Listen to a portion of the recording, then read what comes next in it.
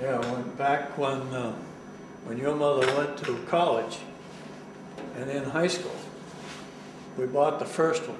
I can't remember what year it was, but your mother used it in high school and then worked down at Plymouth State and went to Plymouth State, and she used it to go back and forth.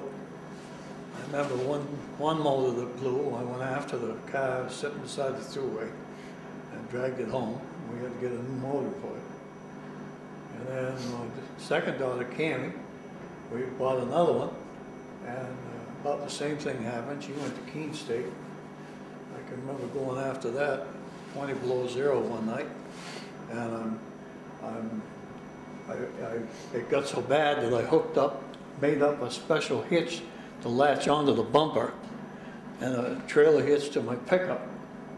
And I'm bringing the thing through a small town down in southern New Hampshire, and the blue lights come on. Cops pull me over.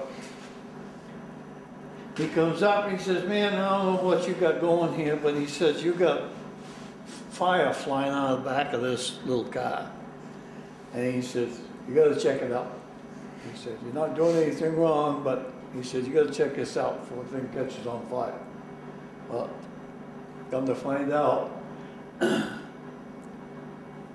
first two Volkswagens we had were clutchless standards, meaning you shifted by the tone of your ear and the revolutions of the motor. You didn't have to push a clutch. So the thing had gone over a bump and it slid in the gear. And me pulling it was turning the wheels, and somehow the ignition, it was backfiring. The motor kept backfiring, but it didn't start. It just kept backfiring. And that's what the cop was all excited about, that the blue fire was coming out of here, coming out of the tailpipes, used to stick out through these little slots here. And it was kind of a funny night, but that was a long ride home, 20 below zero, with that thing dragging along behind. But anyway, girls had a great time with these things. And Christy took over Cammie's car. And she used to run back and forth to high school with it. And you know, Corrigan Hill, going out of Lancaster, she got to the top, just to the top of that, she ran out of gas. And it coasted over the top. She pulled off to one side, it just barely kept going, kept going, kept going. And then she's heading down towards Lancaster. The thing is going like crazy. He coasted down, and ended up coasting right into the driveway and stopped.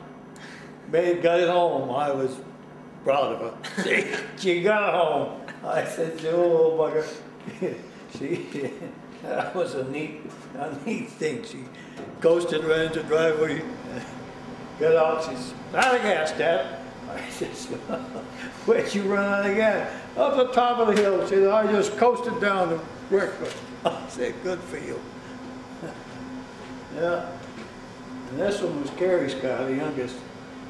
And this one didn't work out too well.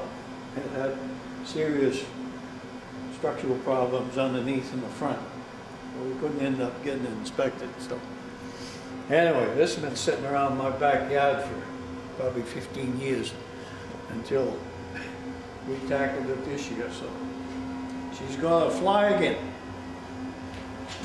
She's going to go again. And hopefully for many, many years, and we'll just have a great time with this.